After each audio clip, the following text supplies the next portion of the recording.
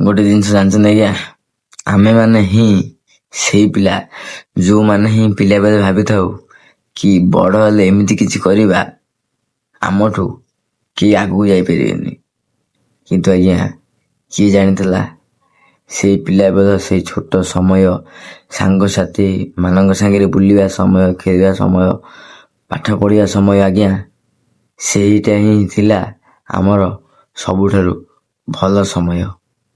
ଆଉ ଏବେ ନା କାହା ପାଖରେ ସମୟ ଅଛି, ଆଉ ସମସ୍ତେ ନିଜ ନିଜ କାମରେ ବ୍ୟସ୍ତ। କାହିଁକି ନା ଆଜ୍ଞା କଥାରେ ଅଛି, ବଡ଼ ହେଇଗଲା ପରେ ସବୁ ଜିନିଷ ନିଜକୁ ହିଁ ବୁଝିବା ପାଇଁ ପଡ଼େ।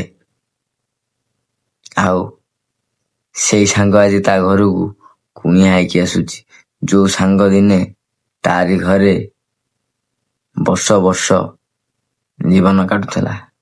କାହିଁକି ନା ଏଠି ଚାକିରି ଖଣ୍ଡେ କରିକିରି ନିଜକୁ ପେଟ ପୋଷିବା ଯେ ଭାଇ କେତେ କଷ୍ଟ, ସେ କଥା ଯିଏ କାମ କରୁଛି ସିଏ ଜାଣିଛି।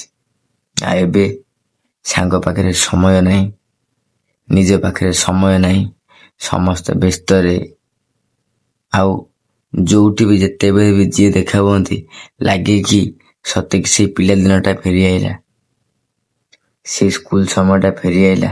ଆଉ ବହୁତ କଷ୍ଟ ଲାଗେ, ଆଉ ବହୁତ ଖୁସି ମଧ୍ୟ ଲାଗେ କି ସାଙ୍ଗ ଟିକେ ଦେଖା ହେଇଗଲେ।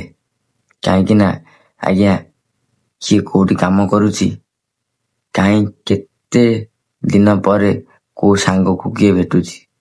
ସତରେ ଆଜ୍ଞା ସେଇ ପିଲାଦିନ ନା କେବେ ଭୁଲି ହେଇଛି, ନା କେବେ ଭୁଲି ହବ।